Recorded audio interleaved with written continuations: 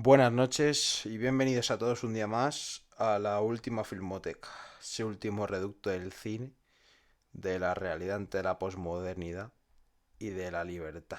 Un día más aquí estamos con unos invitados a charlar un poquillo. Los invitados los conoceréis porque son colaboradores y estamos todo el día aquí charlando.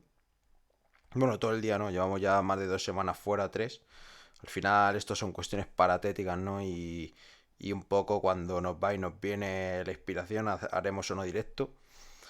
Pues nada, sin más que decir, hablaremos un poco de los filmes que no hemos visto, de toda la realidad genérica. No tenemos pensado que dure más de pues una horilla, una hora y media, no sé que se líe como otros días, pero vaya, ¿qué es eso, macho? Voy a pegar aquí la transición y les damos las buenas tardes, bueno, buenas noches ya a Último Materialista y a Cortina. ¿Cómo estamos, chicos? Bueno, pues buenas noches. De nuevo un placer estar aquí y a ver qué nos depara de nuevo pues esta sesión, que supongo que sea algo con usufructo, macho, como siempre. Cortina, ¿cómo Buenas estamos? noches, buenas noches. Por aquí estamos. Ya pues hace mucho que no hacemos directo, ya uno pierde la cuenta del tiempo que llevamos, pero lo que ha dicho Datos, que por cuestiones que son ajenas al canal, pues no hemos podido, pero aquí estaremos. No nos venga la inspiración. A ver, que estamos a nuestras cosas, macho, y que tampoco hay que estar todo el día subiendo vídeos a YouTube, joder.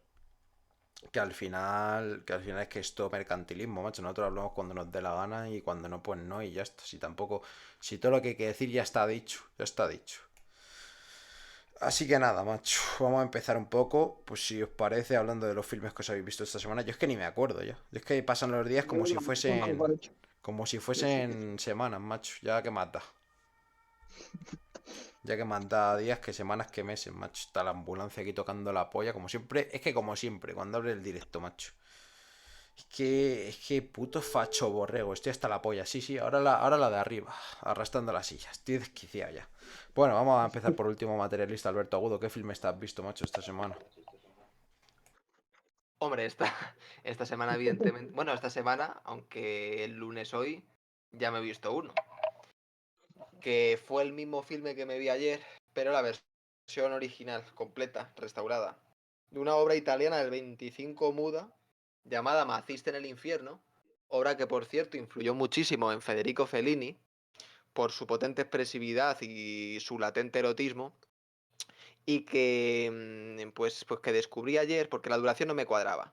Según lo que leí, duraba más de una hora y la versión que tenía no llegaba a la hora, eran 52 minutos.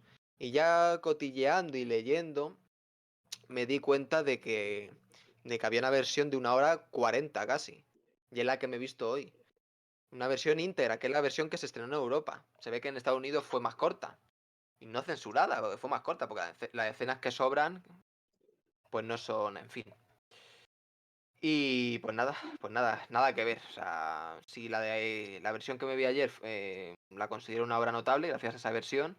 La que me he visto hoy, o sea, la versión íntegra que me he visto hoy, me supone una obra maravillosa. Está a la altura, Cortina además se la ha visto, está a la altura de la película El Infierno, la obra del Once, que la dirigen varios cineastas, entre ellos el Liguoro, etcétera, pero con todas las innovaciones formales, poéticas, que suceden desde el 11 hasta el 25. Claro, es que, fíjate, la obra del Infierno del 11 todavía Griffith no había estrenado El nacimiento de una nación.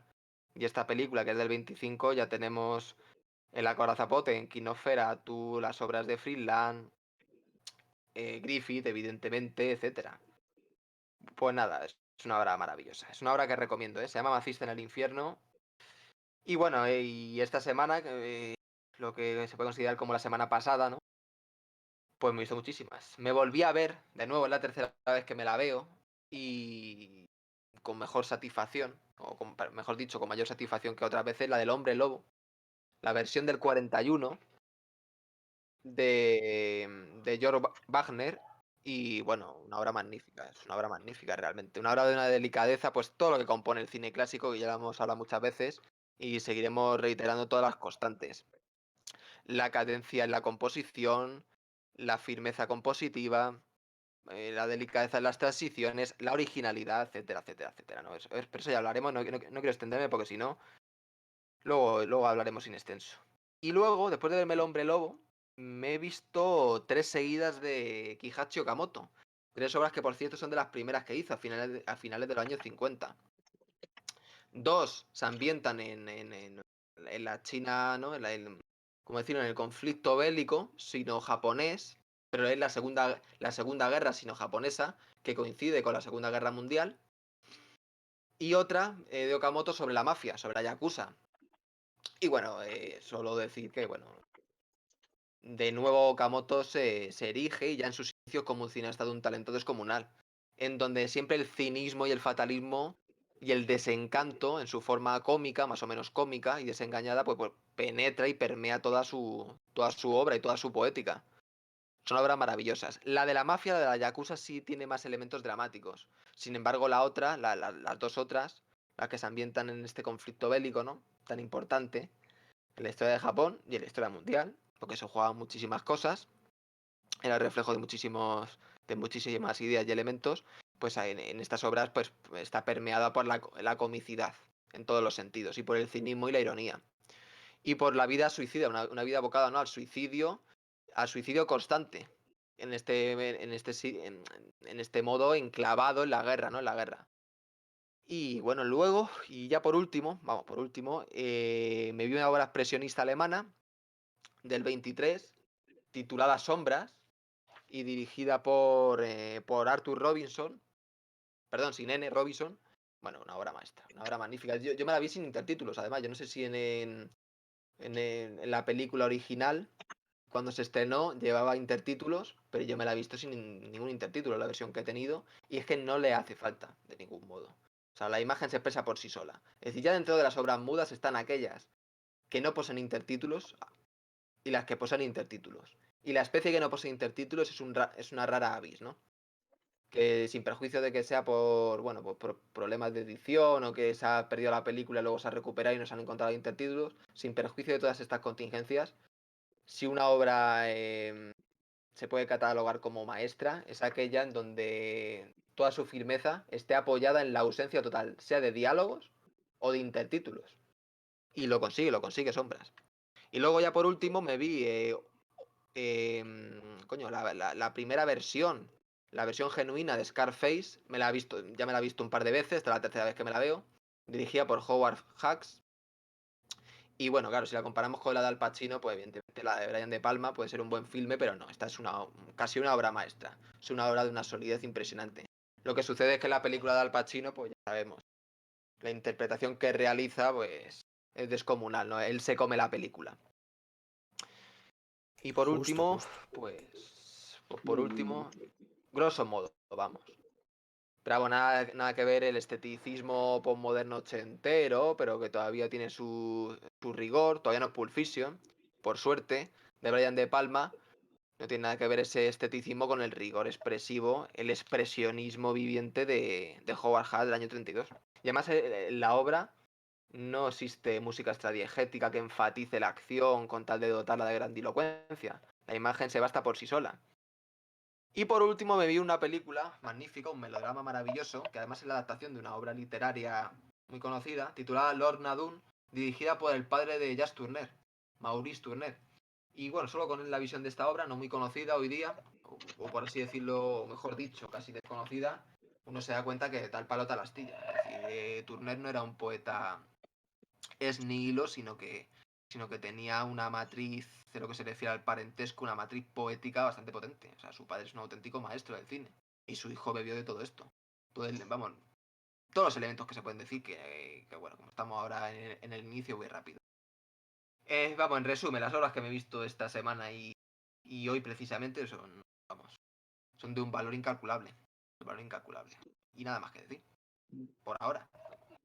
Justo. Pues vamos a Ya seguir. tú, Abato.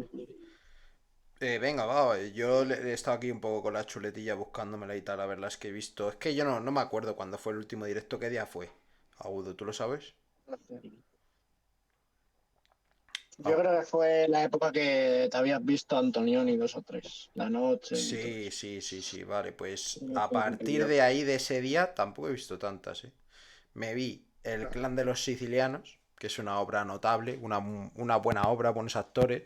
Alain Delon hace del personaje de un asesino a sueldo y asesino a secas, de hecho, ¿no? Que atenta también contra las fuerzas y cuerpos de seguridad del Estado que están tan de moda hoy en día.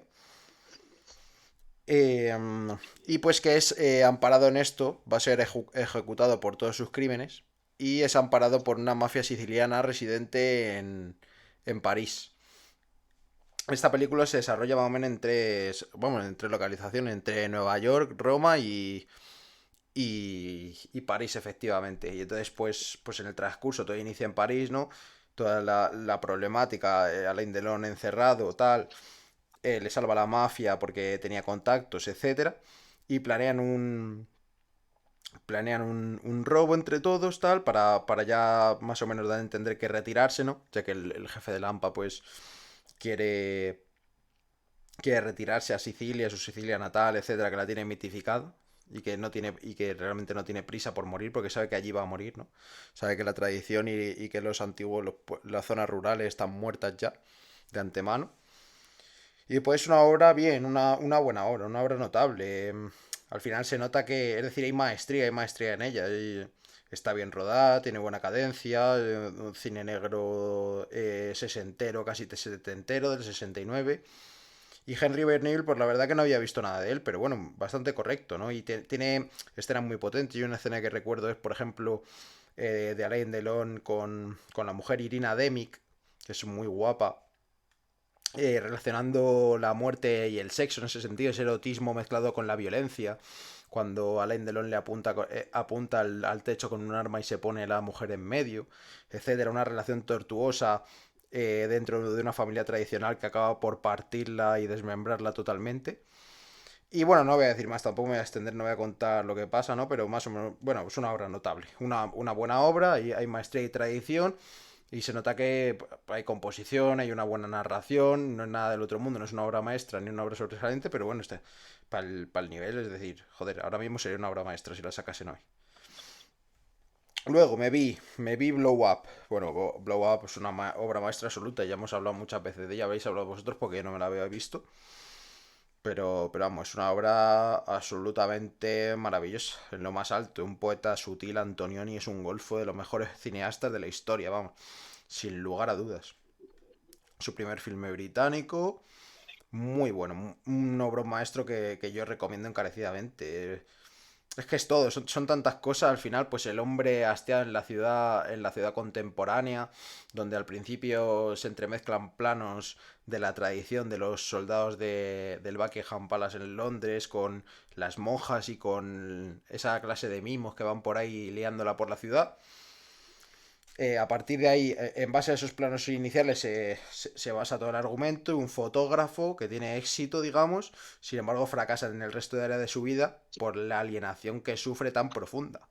Y esa alienación le lleva a pasar de todo su trabajo y a obsesionarse con una foto de un muerto que ha tomado mientras estaba grabando una pareja desde la total inocencia y desde la total espontaneidad para conseguir material para su trabajo. Se da cuenta de que presencia un asesinato y se obsesiona. De todas formas, al final se da a entender que todo eso es un teatro, ¿no? Es un teatrillo. Es decir, que hayan asesinado o no a un hombre sin nombre que jamás importa demasiado. De hecho, tiene mucho más protagonismo la propia mujer que está en el cortejo con el hombre que es asesinado. Es decir, como para entretenerle, ¿no? Que esto para entretener. Que el propio asesinato, ¿no? Y el hombre se obsesiona de una cosa burda, absurda, que da sentido a su vida y que realmente él tiene conciencia, al menos antes, de que su vida está acabada totalmente en Londres, ¿no? Porque en ese sentido dice, va a una tienda de antigüedades, tal, que se va a mudar, él se quiere ir de Londres, tiene la corazonada de irse. Y al final, teniendo la posibilidad de resolver el asesinato y ir a la policía y decirles que ha muerto un hombre, pues se queda de porracles en una fiesta y al final ni va ni hostias. Pero es que ahí está la crudeza de Antonioni que muestra realmente que qué más da si hubiese ido o no realmente. Que vale, que sí, que Tampoco nos podemos quedar con las críticas que hace mucha gente de esta película, ¿no? Que da de lado su responsabilidad porque se deja llevar por la deriva social de las fiestas ya, digamos, contemporáneas, casi entrando en el posmodernismo, del vicio, del exceso, etcétera. Pero es que realmente esta gente no se da cuenta de que esta misión que tiene que cumplir de averiguar quién es el asesinado, o es el asesino y quién es el asesinado, realmente el protagonista ni le va ni le viene, es una obsesión completamente ex nihilo. Entonces, claro, y se representa todo totalmente en el pa' entretener de Antonioni que mantienen casi todos sus filmes, que es todo para entretener. Es decir, esa es la conclusión que uno puede sacar más por encima. Pero realmente todo el fatalismo que lleva implícito es palpable, es denso y te cala hasta los huesos. Entonces eso, la última escena al final de los mimos, tal, jugando al tenis y que el otro le sigue el rollo, pues no es más que eso, ¿no? Entretenerse en una cosa sin sentido, quedándose en el Londres del que había prometido irse. Una obra maestra absoluta. No quería hablar mucho, pero es que pues se va alargando todo. Después me vi también Odio entre hermanos, de Mankiewicz. Pues una obra sobresaliente, una muy buena obra. No diría yo obra maestra, pero bueno, cine negro clásico, muy buena obra. Destacar también pues, la soberbia actuación de Richard Conte, la maestría de Mankiewicz para relatar una historia así. Además, recalcar el uso de los flashbacks de las analepsis y tal, que utiliza Mankiewicz para, digamos, expresar todo lo que su filme tiene que decir. Excelente también Susan Hayward y un fantástico film. También se ha hablado de él, yo creo, en directo. Y después, las dos últimas obras que me he visto, una es de dos franceses, justamente. Una es de René Clément, A Pleno Sol, Plain Soleil, protagoniza a Alain Delon. Y esto sí que me parece una obra sobresaliente, igual lo mismo, pero es una obra de la que me esperaba menos, sinceramente. Es decir, al estilo clásico, digamos, al estilo, pues no sé, compararlo con Hitchcock es burdo, pero el estilo de Hitchcock monta un thriller psicológico en el que una persona, Alain Delon, que es un buscavidas, un estafador, asesina y suplanta a un millonario para vivir una buena vida, ¿no? Para vivir una vida de alta sociedad en la que él nunca ha estado mezclado. Y utiliza todas las artimañas posibles. Y claro, el filme está lleno de contingencias, de errores, de aciertos, de descuidos que son verosímiles. O sea, pese a muchas veces la inverosimilitud que existe, por ejemplo, en ciertas situaciones, pero que están completamente justificadas. Entonces, un peliculón que me asombró bastante y que recomiendo también mucho. Y después, pues ya la última que me vi que me recomendó el Agudo fue El Desprecio de Godard, que es un peliculón, una obra sobresaliente también diría yo, que no sé. Luego ya también una vez que te ves tantos filmes ya la línea entre obra maestra, obra de culto, obra sobresaliente, obra notable es ya más compleja de analizar. Pues Jean-Luc Godard hace una muy buena obra y además diría yo que pues en la línea un poco de Antonioni, ¿no? Del distanciamiento de la sociedad postindustrial y de las relaciones, cómo se corrompen las relaciones entre hombres y mujeres, el distanciamiento infinito que existen y todo lo que va implícito. Al final, el filme trata sobre un escritor que tiene una mujer bellísima, interpretada por Brigitte Bardot, que está absolutamente deslumbrante y además le queda muy bien la manera, el golferío y la manera de llevar la cámara que tiene Godard. Y pues este hombre tiene esta mujer bellísima y empieza, además, comentar que está Fritz Lang en el propio reparto y que actúa como Fritz Lang, es decir, como su propia persona.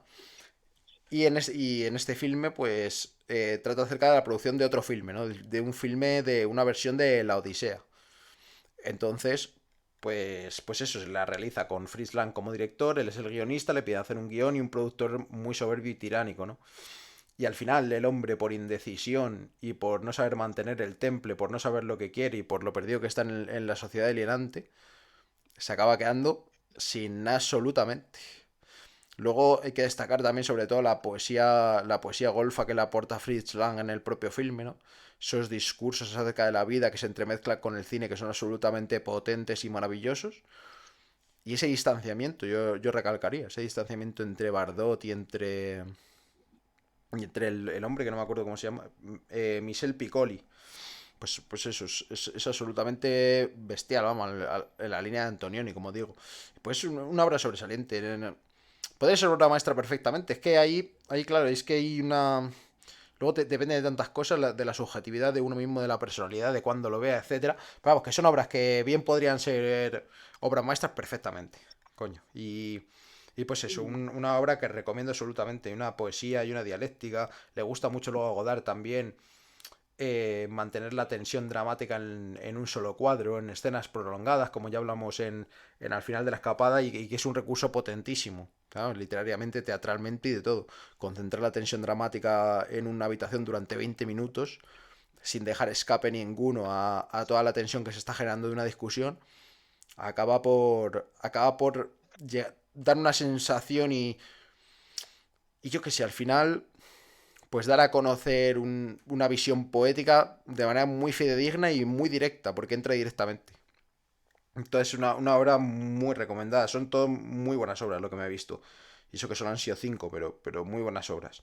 Entonces ya, pues no sé si el Cortina ya estará, pero le voy a dejar paso al Cortina. Si queréis comentar algo de encima de los filmes que he dicho, porque seguro que Agudo se los ha visto y el Cortina alguno también, pues ahí estoy. Sí, o cuando acabe el Cortina hablamos ya de todo.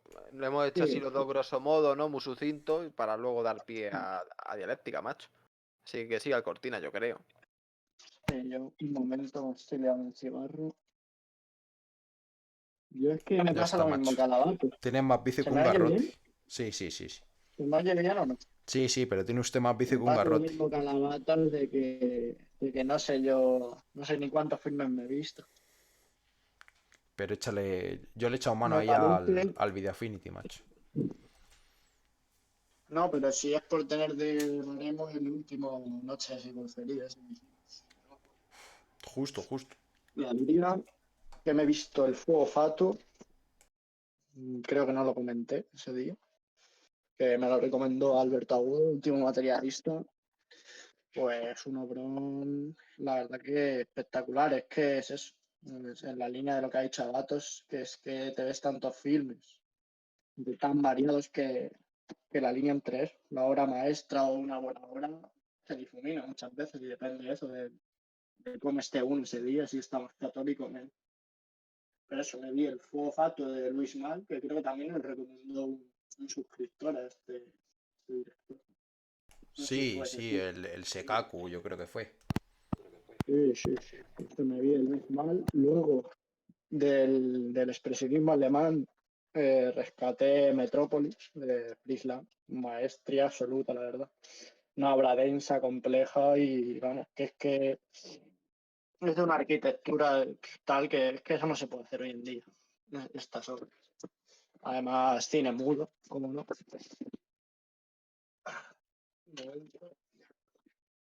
Y, y a ver qué más.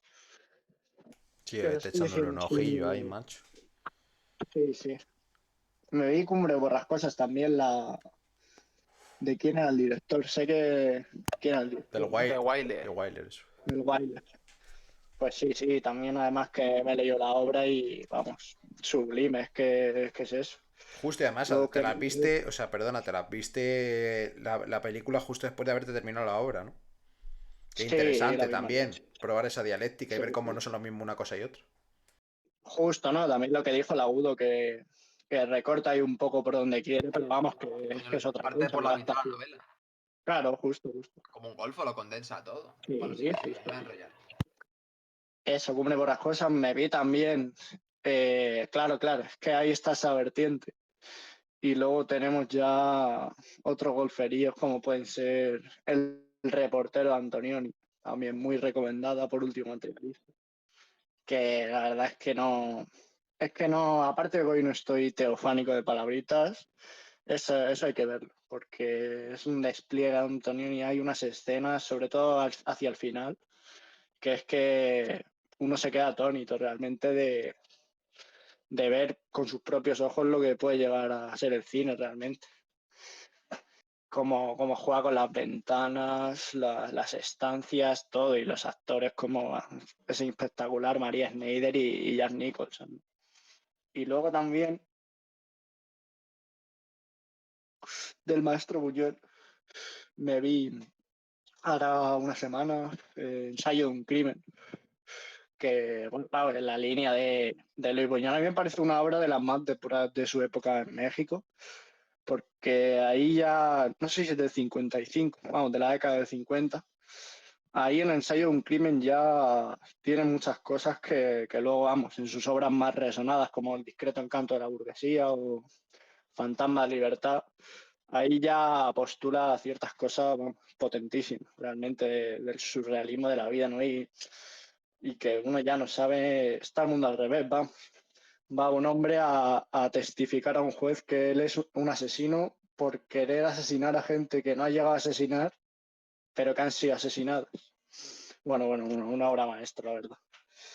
Y ayer me vi Bella de Día, también de Buñuel, que, vamos, muy buena obra, con la Catherine Deneuve, Francisco Rabal, y el otro actor no sé quién es el que hace de... Pero vamos, que sí, que he estado pues menos de palabritas, ¿no? Con las películas, pero vamos, se disfrutan igual. Y también te viste El Eclipse, ¿no? Hace poco. Sí, sí, Que eso no habías comentado tampoco. verdad. Y pues eso, ya una vez vista las obras, pues tenemos que comentar por encima. A ver, ¿tu Cortina, la del Eclipse, qué? Claro, el Eclipse, como ya lo habíamos comentado y tal, pero vamos, sí. Sí, sí, dale, dale. Hombre, es una muy buena obra, pero sí que es verdad que también influye el orden en que te veas los filmes de un director también, para que te cause una impresión u otra. Y eso, yo habiéndome visto ya la Beat y... Vamos, el Eclipse es una muy buena obra, hostia. Pero, pero sí que es cierto que no sé, la cadencia un poco, pero vamos, obra maestra. Pues eso, macho. Pues ya estamos despachados. A ver si quiere decir algo Alberto Agudo de lo que ha dicho el Cortina. O tú, es que no lo sé. Yo es que son tantas cosas, macho, son tantas obras que al final se pierde la perspectiva, macho. Hay que empezar por algo, yo qué sé, o por Blow Up. Bueno, yo Blow Up ya Sí, Blow Up para mí de las mejores se cosas ha hechas en la hablado historia del mucho, cine. macho, se ha hablado Lo he dicho mucho. muchas veces, de las películas cinematográficamente más genuinas, más perfectas, porque además la cadencia de Antonioni, no, si se puede llamar cadencia, que sí lo es, o mejor dicho, la estructura poética, la poética del cine, de sus mejores obras, no reside en los cortes abruptos al modo de Godard, sino que su modo poético profundo está hecho, bueno, está construido, vamos, con la mayor delicadeza posible, en donde haciendo así una analogía muy con Howard Hawks, en donde el montaje parece ser invisible, en el sentido de que la percepción del paso, vamos, la percepción del paso de un cuadro a otro se hace imperceptible, valga los símbolos, la paradoja. Y eso es debido a, pues, a toda la construcción atenta de la puesta en cuadro, de la puesta en escena, acorde a las pretensiones dramáticas y más allá de la trama, porque claro, el cine de Antonioni, la ruptura que hace el cine de Antonioni es brutal. O sea, la trama es el propio McGuffin. O sea, es la destrucción en ese sentido del cine clásico totalmente. Eso es, o del llamado cine clásico. Que se dice muchas veces, ¿no? Se puede expresar, donde se puede expresar con la fórmula siguiente, en donde se deja de interesar uno por el qué le sucede a los personajes para centrarse en el cómo. Claro, yo no lo diría así porque eso también es tendencioso, hasta qué punto es el qué y qué punto es el cómo. Pero bueno, sí es cierto, y aquí sí es más preciso que las tramas del cine clásico, la poética, ¿cómo decirlo?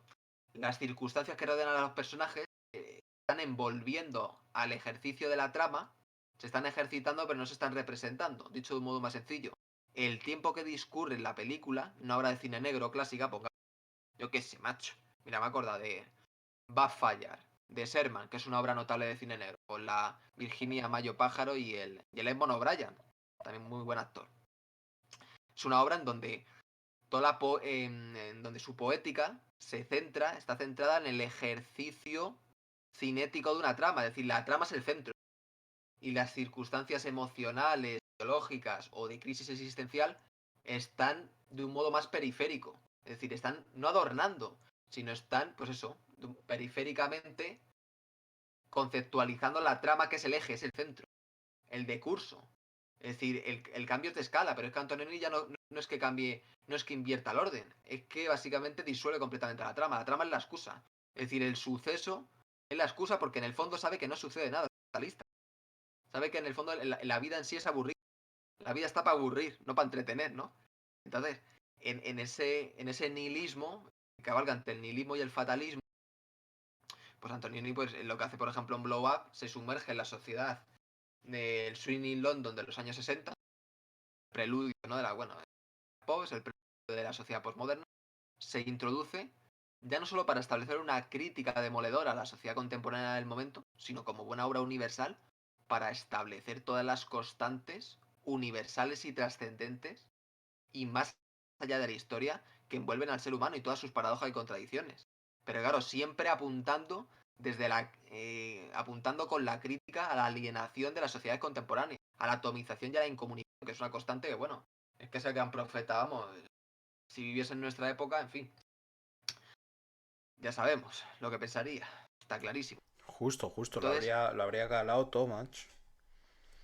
todo macho, claro. Y además lo que hacen Blow Up, pero fíjate, toda esta crítica, claro, toda esta crítica cobra validez, o sea, toda esta poética, toda esta objetivación de ideas cobra validez por medio de una forma poética. Por eso yo, cuando aquí se habla de las ideas que están operando, estas ideas están justificadas, por así decirlo, en el momento en que la poética es válida, porque si no, ¿qué haríamos en el discurso postmoderno, ¿no? En donde, yo qué sé, planto una silla rota, lo que hemos hablado muchas veces, ¿no? Planto una silla y extraigo un discurso y ese discurso lo convierte en arte. Es decir, el arte se convierte en producto del discurso. Claro, para nada. Entonces, Antonioni lo ejerce de la forma poética más compleja y alambicada posible, pero explicado de un modo sencillo, diáfano. Es decir, sin abstracciones elípticas extravagantes, sino desde la claridad más sencilla y más meridiana. O sea, es que es acojonante. Es decir, y la cantidad de metáforas que hay que se establece para con el arte. Ya no lo de la escena que hablé de la alienación arquitectónica y del paisaje, ¿no? Y la relación entre individuo y paisaje, muy presente a la obra de Antonioni, etcétera. Sino a partir de metáforas sobre el arte. Por ejemplo, te acordarás, macho, cuando va a la casa de... No sé si era un pintor, pero bueno, sí, creo que es un pintor, se encuentra un cuadro. No sé si te acuerdas tú de esa escena, en Sí, sí, que se donde encuentra un cuadro y lo relaciona precisamente con la poca claridad que tiene la imagen del asesinato a la hora de fotografiarlo. Cuando lo amplía y la calidad no da para más. justo cuando se cuenta con el cuadro, que el todo no es la suma de las partes, todas las analogías y metáforas golfas y cínicas. Pero además, es que comienza la película es pues otra vuelta de tuerca de un perro andaluz. En vez de cortar el ojo, ¿no? Cortar la mirada, haciendo con la metáfora en las nubes atravesando la luna, el ojo de la luna, y todas esas metáforas poéticas y que no se pueden decir a palabritas. Antonini de repente te saca unos mimos por la calle, atravesando todo el centro de Londres. Bueno, en Londres la primera ciudad, vamos, de las primeras ciudades postmodernizadas, como Italia, en Milán. Por eso Antonioni escoge la noche no Roma, sino Milán. Es que claro, Antonioni siempre ha hilado fino. Y luego se fue a Estados Unidos para hacer Zabriskie Point. ¿A dónde se va? A California. No se va a ir a Utah. Si no se va a ir, pues, en fin, ya sabemos lo que es California. Y luego el Silicon Valley, ¿no? Entonces, la pericia, todas las escalas que hace Antonioni, esa obra es acojonante y en toda su filmografía. Es de los poetas, sí, para mí, más sutiles que ha habido en la historia del cine. Y en este sentido, para mí es muchísimo más potente que Tarkovsky porque se abstrae... ¿Cómo decirlo? ¿Cómo decir? No es que sea más pretencioso Tarkovsky, a ver, son dos grandes cineastas. Lo que sucede es que Antonioni, la naturalidad con la que conceptualiza sus obras y además esa capacidad de tocar suelo y no de abstraerse en cuestiones metafísicas, también muy susceptible de sacar de discursitos, hace de Antonioni un cineasta mejor que Tarkovsky. Para mí la mejor obra de Tarkovsky, por ejemplo, es El espejo, porque es la obra más, por así decirlo, más materialista, más histórica. Es decir, sin perjuicio de sus, dicho, en beneficio de sus inquietudes metafísicas, la obra se ancla en la historia para poder rebasarla. Starker, por ejemplo, que es una obra maravillosa, sí es cierto que, bueno, que se le puede criticar el dialogismo permanente. Y luego el uso de la música innecesario. Y ese cierto artificio que concibe a Tarkovsky. Por eso ahí he dicho que se puede asociar con lo pretencioso, aunque no lo toca. Nada, y nada más que decir. O sea, la sutileza Justo, de Antonio es acojonante. Y luego el reportero va más allá. yo quería Bueno, dime. remarcar precisamente lo que le criticamos al Resplandor en cuanto al fetichismo técnico en el sentido, bueno, no solo a eso, ya no tiene que ver con eso tanto, sino con precisamente el simbolismo oscurantista que poseen ciertas obras de Kubrick, como puede ser El Resplandor. Claro, aquí encontramos la vuelta de tuerca o la cara opuesta o una muy mala imitación de lo que hace Antonioni. A mí se me queda un plano marcado de Blue Up, en el que antes de nada y en un momento totalmente, digamos, medio de la película en el que no significa nada, mete sutilmente dentro del cuadro al protagonista, que por cierto hace un papelón, el David Hummings, yo creo que es, no lo voy a buscar, David Hemmings, perdón, y pues en este cuadro sale Hemmings con un cuadro de fondo de una especie de publicidad, ¿no? Que da igual que publicidad sea, una cartelera de publicidad que se ubica al lado justo del parque donde va a sacar las fotos. Bien, pues al final utiliza este símbolo preestablecido en la obra y que refleja al final pues la posmodernización y cómo avanza la sociedad posindustrial, que todo lo come la publicidad, que todo lo violenta. Y precisamente el último sitio donde Hemmings encuentra rigor para sacar unas fotografías genuinas, espontáneas, que ya no encuentra, que es una pareja dándose unas vueltas, enamorados, que al final no es tal, sino que es que es una cosa impostada, fíjate a cuántos niveles se mueve, de que parece genuino, pero sin embargo es impostado para realizar un asesinato. En la última escena, en la que el Hemmings, después de la noche de Porracles, va al parque una vez más a ver si sigue ahí el cuerpo para decirlo a la policía, tal, seguir con su investigación, entra un cuadro en el que el Hemmings está posicionado en medio del campo. Otra cosa a resaltar precisamente de Blue Up o de otras obras similares de Antonioni, es que no posee un horror vacui, como le pasa a todos los cineastas ahora, sino que es más la antítesis. Pero ahora paso a hablar de esto. Bueno, pues en ese discurrir en el campo, cuando está avanzando hacia donde está el cadáver, saca un plano Antonioni más lejano, no sé, gran angular, no vamos a pararnos a tecnicismo, en el que se va descubriendo poco a poco con el avance de la cámara precisamente este mismo letrero de publicidad, este cartel de publicidad que violenta todo el parque. Es decir, ahí nos está dando a entender que se ha comido hasta eso, hasta lo genuino que nunca fue genuino, sino que solo fue una ilusión.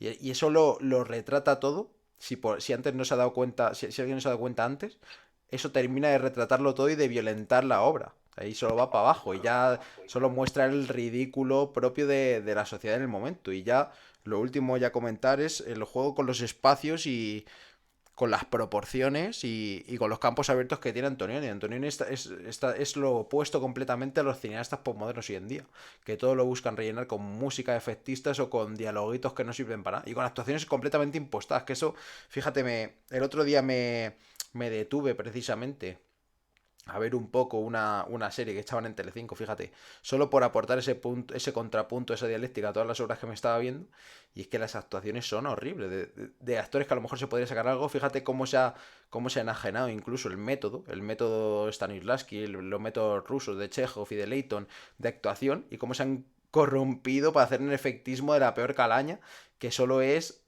no es sino potenciado por los directores que hay hoy en día, ¿no? Entonces te sale un pastiche acojonantemente horrible, ¿no? Y bueno, es eso. Antonio está completamente opuesto a eso. Juega con el horror vacui para expresar precisamente lo que quiere decir, la distancia de las relaciones, cómo se amplía todo con la sociedad postindustrial y todo lo deja lejano, todo lo deja diáfano, todo lo deja frío. Precisamente tiene mucha relación el frío con estos campos abiertos. Cómo juega, por ejemplo, en este parque con el gran angular y con las amplitudes de cuadro. Y con las proporciones, es decir, cuando, por ejemplo, la pareja está jugando, está ahí retozando, está moviéndose de un lado para otro, los árboles, hay dos álamos a los que él filma, ¿no? Y se van separando y uniendo, ¿no? Es decir, utilizando el plano vertical y horizontal, en ese sentido, siguiendo las proporciones de lo que sería el parque, para mostrar cómo esos árboles en horizontal, digamos, están completamente distanciados y separados, y sin embargo, en un plano en sentido vertical, ¿no? están completamente unidos, ¿no? Nada más que por la verticalidad del plano.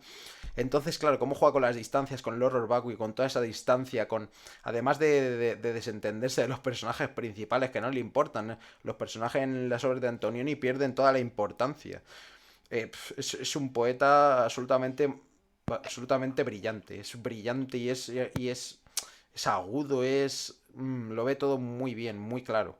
Y en ese sentido, por eso es tan claro, ¿no? Y lo que, a lo que iba, que es a lo que, de lo que se diferencia del cine precisamente de efectista o del cine de Kubrick. Es decir, no es simbolismo oscurantista para entretener y para hacerte olvidar de la trama, ¿no? Para que se acabe ya. Sino que se ha sacado en un momento en el que no te has dado cuenta, ¿no? Y sin embargo luego tiene toda la importancia poética. Y ya antes de terminar y ya dejaros paso porque me estoy enrollando por la pasión y todo, saludar a Adrián de la Fuente. ¿Cómo estás, tío? Llevo un tiempo sin hacer nada. Así que muy, muy agradecido de que te pase. Y ya dejo paso a quien quiera hablar, chicos. No, bueno. Yo, un apunte que se me había olvidado, 2 obras niponas que me he visto también este periodo. La primera más escueta es Las amapolas de... ¿Cómo era, macho? Mizoguchi. De Mizoguchi. Sí, de Mizoguchi. Una obra, pues bueno, de sus primeras obras, creo. Me la vi un poco para entretener, ¿no? Porque la empecé sin querer un día y dije, pues ya que estoy, me la veo. Y bueno, pero fíjate que cómo está otra escala de precisamente del cine de hoy en día, que te cuenta una historia así, no insulsa, pero llana, ¿no? Sencilla, de la que se ve pues el contrapunto que hay entre los poblados, vamos, las villas japonesas y la ciudad, ¿no? Entre Tokio y Kioto. Y cómo la pérdida de los valores pues en las ciudades postmodernas, ¿no? Cómo uno se olvida de sus orígenes, de quién la ha de comer y todo. Y al final, ya no ni por egoísmo, sino por falsa conciencia, pues uno desatiende todas estas relaciones, ¿no? Y bueno, aunque acaba bien la obra, pero refleja eso, ¿no? Y luego me vi también de Kurosawa Kagemusa, que curiosamente también pues juega con esto que, sin hacer spoiler del reportero, ¿no? De la suplantación del ego, aunque está ejercitada de distinta manera. Pero sí, vamos, que es eso. Se me había olvidado nombrarlas. Es justo la suplantación del ego jurídico, macho. Sí, la tesis del último materialista. De ego institucional, el reportero de todo. Pero sí, hombre, el primero el ego jurídico. El ego institucional, bueno, y el ego existencial. O sea, el ego en todos los sentidos. La vida de otro, claro, para entretener. Claro, es para entretener. Y por otro lado, para pues huir de una vida que la considerábamos ser. Sí. Bueno, de las obras más redondas de Antonioni y de la más fantasmagórica. Bueno, en primer lugar, el conflicto entre ciudad y campo y el drama rural en la obra de esta obra muda que me vi yo, por lo menos en su primera etapa, la canción del hogar del 26. Se te entrecorta un poquillo. No sé si luego irá al Sí, me cortín. acerco. Ahí. Que es del 26, la canción del hogar. También retrata esta dialéctica, este conflicto entre el mundo rural y el mundo urbano. Y luego las ambiciones, pues, ¿cómo decirlo, macho? Profesionales, ¿no? Del protagonista. O sea, que está presente en la primera etapa de Mizoguchi, al menos este conflicto. Y luego, por otro lado, bueno, y esto ya colación de lo que has hablado de Blow Up, es que, bueno, todo lo que se puede decir. Y el resplandor, sí, en dialéctica, porque no sé cómo decirlo, bueno, estás haciendo todas comparaciones o alguna. No sé qué iba a decir sobre el Blow Up, macho. Bueno, no sé si te acuerdas que en cierto momento de la película, cuando está fotografiando estos juegos amorosos de la pareja, ¿no? Antes de que les reclamen las fotos que está, que está realizando, hay un momento que el cuadro se abstrae y la propia pareja imita los poses, o sea, hace una especie de pose dentro de la fotografía que pretende realizar al modo de las modelos, ¿eh? De las modelos que tiene contratado para realizar esas fotografías en su estudio. Justo. Es decir, las analogías sutiles y delicadas que hay, porque la obra de Antonioni, además, ¿cómo decirlo? Los pequeños detalles se van almacenando. dicho así de un modo muy rápido, se van almacenando. Además, no es un almacén de cantidad, sino de calidad. Es decir, la relación es que la obra es tan fluida y tan bien compuesta que la parte anterior va a remitir a la siguiente o a las dos siguientes y se va envolviendo la película. Es decir, por haciendo la metáfora, se envuelve de un modo circular. Es decir, se van acumulando toda la cantidad de metáforas y relaciones. No, ¿cómo decirlo? No están pues compuestas de un modo, o sea, con mucha verborrea y mucha pericia, sino que no funciona por acumulación, sino por una construcción poliédrica que va escalando a distintas velocidades y niveles para hacer un edificio colosal. Es decir, o sea, la complejidad arquitectónica de la poética de Antonioni, o sea, es acojonante. Y luego hay de las obras que a mí más me han fascinado, sobre todo en la segunda visión. O sea, cuando me la vi en el 2017 es cuando de hecho ya establecí, ¿no? De las películas que más he escrito, junto al último Tango en París, de las obras que más he escrito. Y bueno, es que se pueden decir, bueno, la cantidad de elementos que hay, pero bueno, lo importante es la poética general de Antonioni. Y es que llega a tal nivel la complejidad poética de su obra, en Blow Up, por ejemplo, que como hemos dicho, la trama se disuelve completamente. O sea, la destruye completamente. Es la inversión completa del cine clásico y más aún. Que esto es lo más grave y por eso a muchos esta película les deja a medias, ¿no? Completamente o les deja con la cara de póker o sin cara directamente. Y básicamente se debe esto a la destrucción del clímax. En la película ni clímax. O sea, el momento de mayor tensión del filme no existe.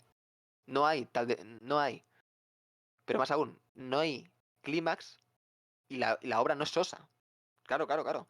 Es decir, el quiebre es brutal completamente, porque además el espectador tiene que participar de la obra, tiene que estar atento a la obra. Y luego, y luego al comprenderla y deleitarse es cuando en todo caso llega la emoción. Pero no, la obra no te va a forzar a tener sentimientos, ¿no? Este secuestro de la emoción, que es el paradigma del arte postmoderno, valga los Simoron, ¿no? Del sentimentalismo burdo, o al modo de la vida es bella, o la lista de Linder, ¿no? Pongamos por caso Forrest Gump y todas estas patochadas, ¿no? La verdad, Antonio Negaro es lo más opuesto, es un arte genuino en donde es capaz de hacer una obra maestra sin grandes tragedias, sin clímax y sin trama, directamente.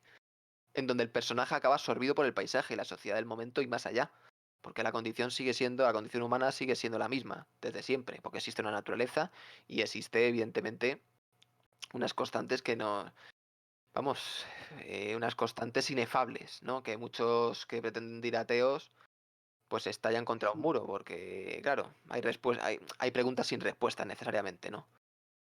En fin, es una obra maestra absoluta. Y además, la obra de Antonioni no es monista, es una obra antimonista completamente, al modo del último tango.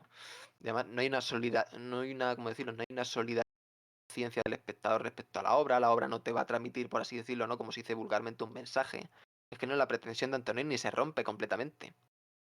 No te va a proponer ninguna solución. Y no es una crítica directamente al mundo contemporáneo, sino va más allá, va a las rupturas inefables que están ligadas a la condición humana, al desencanto, también a la incomunicación, ¿cómo decirlo? La incomunicación universal, que es básicamente que tú no puedes salirte de tu ser, o sea, de tu individuación Justo, macho. corpórea, modo materialista, y de tu persona, que es más allá de los cuerpos, sigue siendo material, tú nunca puedes ser el otro, ¿no? Y ahí está también la gran tragedia humana de la incomunicación. Y entonces todas estas constantes, pues se van permeando todo este cine. O sea, que es acojonante. O sea, la pericia, por eso digo que es superior a Tarkovsky, en el sentido de que toca más suelo. Y no es tan impostado. Es muchísimo más sutil. Aunque Tarkovsky tiene cosas maestras que Cortina ha visto, tiene elementos maestros, por ejemplo, ahí para mí remata, como obra maestra en Stalker, cuando se descubre lo que es la zona. Y no voy a decir el qué. Cuando se descubre lo que es la zona, en vez de ejercer un traveling de seguimiento para mostrar cómo es la zona, como harían hoy día, ¿no? Imagínate haciendo un elipta, a saber qué harían, ¿no? Una patochada digital. De repente coge Tarkovsky y mete un traveling inverso de seguimiento de a saber quién. Mejor dicho, es un traveling inverso describiendo los elementos que están en el agua. Va echando hacia atrás la cámara, se para en un punto y deja pues el cuadro básicamente anclado en una especie de túnel diáfano en donde los personajes están no al fondo del cuadro, sino casi al fondo del cuadro, ¿no? De repente, no sé, creo que ese momento introduce una lluvia, la quietud se apodera Sí, del que empieza cuadro. a llover. O sea, el modo de descubrir la zona y toda la metáfora que ahí existe, ahí para mí es cuando rematan una obra maestra, ¿no? Pero bueno, esto por sacar los elementos maestros de Tarkovsky. Pero bueno, volviendo a Antonioni, pues en este sentido mucho más, para mí mucho más potente. Porque además siempre parte de una época histórica concreta. nunca se mueve en unas abstracciones de partida, de trama. O sea, es acojonante. Y bueno, luego la muerte, la fotografía, el muerto que nunca aparece, al mundo que le da igual, el mundo que pasa de todo, el mundo que se convierte en ficción, que tienen que fumar porros para evadirse. También si te acuerdas la fiesta de rock y de pop, en donde el guitarrista rompe una guitarra, la lanza a la gente, se vuelve como loca y luego acaba desechando el protagonista ese trozo de guitarra que es capaz de coger. Es decir, la vacuidad de los símbolos. Claro, tira la guitarra porque es una guitarra rota. Pero para otro, claro, es la guitarra que ha roto el guitarrista. Justo, y además en ese sentido utiliza muy bien precisamente la atención también. La atención de ese público de rock que mientras está sucediendo el espectáculo no lo está disfrutando, es decir, están todos aburridos, todos parados, solo baila alguno del fondo y ya está. Y justo cuando se tira como un ídolo de barro, cuando tira la guitarra por ahí, todo el mundo como loco, ¿no? Una completa chaladura, macho. Y luego pues ya recalcarle la importancia, sobre todo pues eso, de lo que hemos hablado. Sí que ya lo hemos hablado, porque si no lo hemos hablado aquí, lo hemos hablado el otro día, pero de la arquitectura, de todo. Un genio absoluto, Antonio Ni macho. Que poco queda que decir que no hayamos Sí, pero dicho. es que es un arquitecto del cine y un arquitecto de paisajes. ¿Y por qué metáfora con la arquitectura? Porque fíjate, la arquitectura, ya no digo sus valores estéticos y poéticos, sino que básicamente ya desde la diferencia de volúmenes y de pesos, no de un modo fisicalista, pero bueno, sí, desde un principio fisicalista, es decir, la capacidad que tiene uno de enarbolar una obra que no se caiga, porque la cualidad de la arquitectura es que no se caiga, porque un edificio que se cae, pues hombre, ahí falla, ¿no? Bastante, es decir, tiene que tener un principio fisicalista patente. Y ahí la metáfora con el cine de Antonioni, es decir, se mueve a distintas escalas, de distintos volúmenes, tiene un principio estético y poético. No están puestos por gratuidad. Que haya la arquitectura hay que hacer luego ya una No, y crítica a además, Gaudí y a todo el modernismo, ¿eh? Porque lo de Gaudí en la arquitectura, yo hace un tiempo me chiné y digo, no, es que una cosa es el rigor barroco, la explosión barroca, y otra cosa es el capricho modernista, que a veces es solidario de los movimientos puramente naif. Y esto, cuidado, porque de ahí al mundo de colorines hay un paso, ¿eh? no, y Pero además, bueno, eso ya perdón, sí. en la última, no sé, lo de arquitectura, no sé cómo, bueno, da igual, la última filmoteca versión arquitectura, eso se habla. Y ya acabo. No, incluso ya no digamos la importancia que tiene la arquitectura en todo, ¿no? En cuanto a analogías al cine, ¿no? De hacernos buenos cimientos, una base sólida para un filme, sino ya por cuestiones incluso pragmáticas. Es decir, el hecho de que la arquitectura intervenga en un filme es completamente necesario. Una vez ve uno a Antonioni, sabe que es imprescindible realmente, porque uno donde graba los cuadros. Si uno no es, digamos, cineasta de interiores, en el sentido de que, como al final pasa con Antonioni, de que restringe al máximo los interiores y los decorados, los cromas, y prefiere filmar en los exteriores, pues, digamos, las ciudades, ¿no? En los pueblos, en los parajes, etcétera, que además es mucho más expresivo, es decir, aunque luego tengan sus complicaciones técnicas, sus ventajas e inconvenientes, es que uno se da cuenta necesariamente al estar atravesando una ciudad y estar filmándola de que hay zonas postmodernas, hay bloques clásicos, hay bloques decimonónicos, hay bloques... Entonces, claro, pragmáticamente uno tiene que conocer la arquitectura, lo que representa cada cosa y de qué parte a qué parte existe un punto de ruptura entre unas cosas y otras, etcétera, porque marcan necesariamente el ritmo de vida en unas zonas y otras, la evolución de una ciudad, la evolución de la ciudad que se presenta en el filme, aunque esta sea, digamos el contexto, el encuadre sea inefable, sea de un tiempo metafísico. En la propia ciudad existe y por lo tanto en la ciudad metafísica, en la ciudad, digamos, impostada, inventada, va a seguir el mismo patrón. Es decir, por mucho que crees una omisión de la ciudad donde se hace o del espacio donde se hace un filme, eso no es óbice para poder crear una omisión en el propio lugar objetivo, es decir, de la arquitectura del propio sitio objetivo, en virtud de que uno dice que es en un lugar que no existe, ¿no? Sin espacio ni tiempo, como podríamos decir coloquialmente. Entonces, joder, para elaborar un filme es necesario que intervenga la arquitectura. Y si uno no lo tiene claro antes de ver a Antonioni, después de verlo lo tiene absolutamente claro. Y en ese sentido, pues se eligió como, efectivamente, pues como un arquitecto del cine, absolutamente. Y además brillante, no un arquitecto como los Calatrava que te pone dos cosas mal hechas ahí en Valencia, macho. El escándalo de Bofill con el Walden. Bueno, otro mito de la arquitectura muy interesante. Pero bueno, mira lo que has dicho. Y me remito a una paráfrasis, evidentemente a Zoki, ajustándola pues a las líneas de lo que decimos y evidentemente del arte del cine, ¿no? Haciendo una paráfrasis de una frase de Jesús Maestro, al cine hay que llegar aprendido. Es decir, en ese sentido no se aprende nada viendo cine. Claro. Por tanto, decir, claro, ¿cómo decirlo? El cine no es un arte, es ni hilo, ¿no? No es una materia, es ni hilo que no que objetiva un mundo imaginario. Y un mundo que está más allá de la Tierra o del mundo aspectabilis, ¿no? Sino que precisamente bebe de los contenidos del mundo. Ya no es que usa las materias del mundo para conformar el producto artístico, sino que los contenidos de la obra, el noúmeno filmado, ¿no? Los fenómenos que ahí están objetivados, nos remiten pues, a unas condiciones históricas, políticas, arquitectónicas, literarias, filosóficas, etcétera. Claro, y esto, cuidado, no implica, que eso ya lo sabemos, ¿no? Pero bueno, lo decimos, esto no implica bascular o sopesar o enjuiciar de qué modo la arquitectura, en este caso pongamos la arquitectura, el urbanismo, está ejercitada y representada en determinada película. Porque en todas las películas, la mayoría de las obras van a aparecer edificios, sí. Pero ¿en qué papel cumplen en la obra?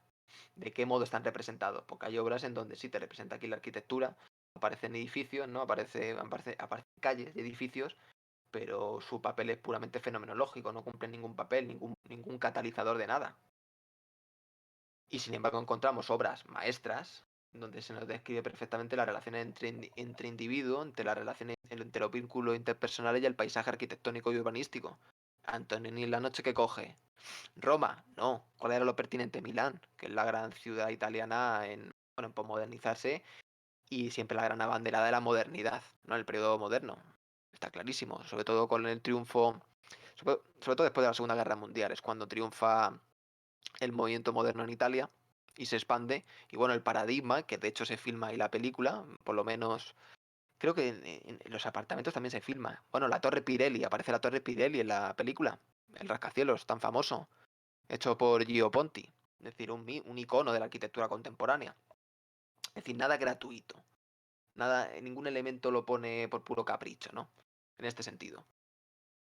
Y bueno, una de las primeras grandes obras maestras del cine en relacionar paisaje arquitectónico y paisaje urbanístico y no relaciones, no vínculos interpersonales, sino la idea, ¿cómo decirlo, macho? Las ideas, joder, bueno, una atmósfera fantasmagórica, por así decirlo, ¿vale? Es el gabinete del doctor Caligari de Bien, la obra maestra expresionista alemana, en donde todos estos paisajes torcidos y todas estas casas torcidas y abombadas nos recuerdan a un mundo totalmente deformado. De hecho, es que es el reflejo de una idea, claro, ontológica general, macho. De ahí la atmósfera angustiante y excesiva, completamente. Hecha con decorados. Que esa otra proeza que Antonioni ya por la época a la que pertenece y por su cine no usa, que son los decorados. El uso de decorados, el uso de atrezzo, eso no. Es propio del cine clásico, del expresionismo alemán, pero ya en la época de Antonioni no. Eran vamos, y menos de la Nouvelle Vague, que no hay decorados prácticamente, eso es todo escenario natural. No hay nada más que decir, o sea, es que se puede decir muchas cosas, pero bueno, siempre es una constante, macho. Justo, y además... Sí, La relación termina. entre alienación y paisaje, y paisaje contemporáneo en Antonioni, se pueden decir evidentemente muchos elementos. Y claro, nos remitimos pues a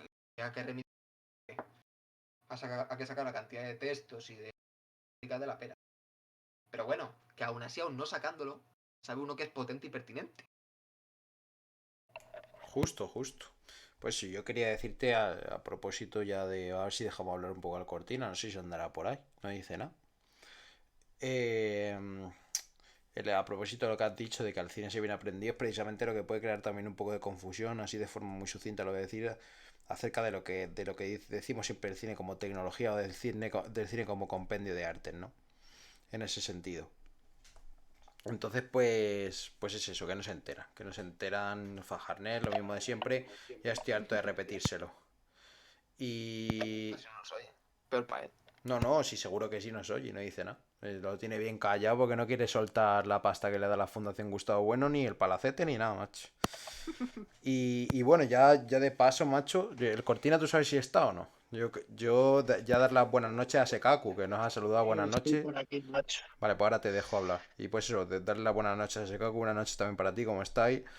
Nos podéis preguntar lo que sea, como siempre. Estamos hablando un poco de Antonioni, un poco de las obras que no hemos visto, como es ya usual en esta noche de cine y golferío. Y nada, pues de cualquier filme tal, de que hablemos, que os gustaría que hablemos, etcétera, pues ya está, ya lo tenéis. A la cortina, ya puedes hablar un poquillo de lo que hemos hablado y todo, que hemos visto un buen rato. Sí, pues nada, es que se pueden decir muchas cosas. Al final, pues acaba uno diciendo lo mismo, pero está escuchando lateralmente este maravilloso discurso, ¿no? Que habéis hecho de las analogías entre la arquitectura y el cine, y es precisamente eso, ¿no? Y también un matiz que lo he pensado antes cuando estaba hablando Último Materialista, es el de, vamos, en lo que ha dicho Alberto, de la arquitectura de un edificio está pensado para que no se caiga. Y además, ya lejos de, pues eso, de los valores poéticos y estéticos, el hecho de resguardarse, que vamos, en los filmes de Antonioni se ve como el propio cineasta, en toda la ambigüedad de, pues eso, de la trama que se desdibuja, de las metáforas y todo, como él mismo se resguarda, ¿no? En ese sentido, sirve de resguardo para las inclemencias pues de la crítica postmoderna. Pongamos por ejemplo. Pero nada, eso. Hemos hablado de muchas cosas. Justo, macho. Y también otra analogía entre arquitectura y cine. La interioridad y la exterioridad. Lo que se muestra, lo que se oculta. Claro, y luego la Bueno, dialéctica el entre volumen. Sí, espacios, sí. la condensación de Sí, la sí. materia, de los cuerpos, que claro, por eso decimos, claro, cine arquitectura poética. Que la metáfora arquitectónica es potente. Coño, la metáfora arquitectónica no la usaba Marx, base superestructura, pues que lo gustaba, bueno, la invierte, bueno, etcétera. Pero eso ya son otras cuestiones. Una cuestión muy pertinente, la vuelta del revés de... Pero bueno, y nada, pues eso. No sé qué iba a decir, macho. Pero bueno, por ejemplo, en el cine Antonioni, La Noche, claro, el funcionamiento arquitectónico moderno, el llamado movimiento moderno, ya no, que ya rehúsa del historicismo, lo que busca es adecuar, por ejemplo, el funcionalismo en la rama... Acércate un pelín al micro, agudo. Sí, la forma poética de un edificio a su función económica. Al final es puramente económica o habitacional. Económica, por tanto. Es decir, ese reduccionismo economicista en donde el movimiento moderno, por otro lado, lo que precisa es de huir de cualquier tipo de ornamentación clásica. O sea, es la destrucción de la ornamentación clásica. Entonces, claro, es un arte, es un movimiento puramente cinético. Entonces, claro, en este juego de volúmenes depurados y lisos, lo que se concibe desde la perspectiva de Antonioni al final es una ciudad alienante. Y, hombre, le dio tiempo a ver la llamada, ¿no? La llamada arquitectura postmoderna, que esa es más alienante aún, pero bueno. Entonces, sin perjuicio de que a mí me guste el movimiento moderno y de los muchísimos ejemplos que tiene, y Madrid es una ciudad poblada de obras vanguardistas, del brutalismo, etcétera, también está por otro lado la contrapartida de esa arquitectura alienante que ha perdido esa profunda metáfora, esos profundos vínculos para con el ser humano y el paisaje. Vamos, el arte clásico, el neoclásico, el renacentista, etcétera, claro, no tiene color, evidentemente. Con ese arte ascético y depurado hasta la saciedad que constituye el movimiento racionalista contemporáneo, ¿no? Es lo que hemos hablado antes ¿no? del golferío, del golfismo, o como se quiera llamar, en donde dos tesis, pese a ser opuestas, a uno le satisface igualmente. O sea, uno lo acepta como crítica y como alabo. Perdón, como halago. En este sentido, pues lo de arquitectura contemporánea, por eso lo digo, ¿eh? No hay nada más que decir. Luego lo que has dicho del Resplandor está claro. Y lo hablamos, de hecho tenemos un fragmento, macho, que hicimos a propósito del Resplandor. Y es que una cosa es,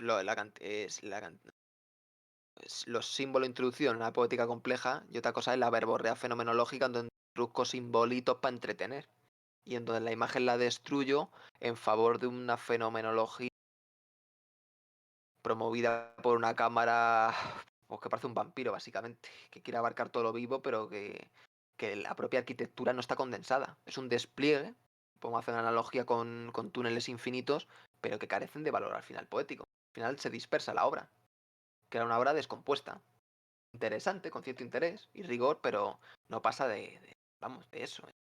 Por no hablar luego ya de la evolución ideológica y psicológica de la película, que es bastante normal, normalita. Ya lo he dicho, el gran paramento al Resplandor es todas las obras maestras del terror clásico, ya no solo estadounidense, sino sino japonés. Muy poco conocida. Nobuo Nakagawa, las obras de Nobuo Nakagawa, Roy Araki, Kunio Watanabe, Yoshihiro Ishikawa, Kiyohiko Uehara, Goro Kadono, Masaki Mori, etcétera, etcétera, etcétera, etcétera. Claro, uno advierte esas obras de arte Pero si se con una inventó usted sutileza la mitad de los impresionante. nombres. Sí, ya quisiera yo inventarme los nombres para hacer los trabajitos para los epistemólogos. Justo, que eso ya no Vamos, tienen hasta lo los puedo. huevos, ya, macho. Si alguien es escéptico, que lo busque. Y además no son difíciles de escribir. No es difícil, no es difícil. Quitando los circunflejos, macho. Queda algún circunflejo en Goro Kadono. Ya no me acuerdo, macho. Siempre es en la SOP, pero no me acuerdo en qué o macho. Bueno, pues eso.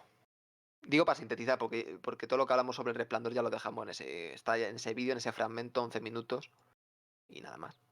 Claro, de hecho eso no es grabado ex nihilo, si lo que lo tenemos de otro directo. El que quiera, pues que se los cate los directos, macho. Es que nosotros ya hemos creado para toda la vida. Esto ya es solo para entretener un ratillo, macho. Que sí que. Nada, además Resplandor 11 minutos asequible. Un directo que se hace largo, 2 horas, ya saber de qué se habla, porque además como se habla de muchas cosas, pues bueno. Pero un fragmento, y además particularmente el de Resplandor, que está bien acotado, pues cojonudo, macho. No, justo. Y además hablamos de todo el resplandor. De hecho, abarcamos los dos el filme completo, lo vimos justo, entonces cayó perfecto para la crítica. Y pues eso, no hemos al final ido a hablar mucho de Antonioni. No sé si es que hemos visto, porque luego cada uno vemos lo que nos da la gana, ¿no? Pero yo que sé, también se me ocurre, por ejemplo, en esta ruptura completa de la narrativa, macho, como en la línea, pero completamente distanciado el Godard, que es otro maestro, macho, con el desprecio. Y que sin embargo no se basa, por ejemplo, es decir, que también, ¿no? Hereda cosas de, fíjate que eran coetáneos y a la vez se admiraban y tal, y eran colegas de tal.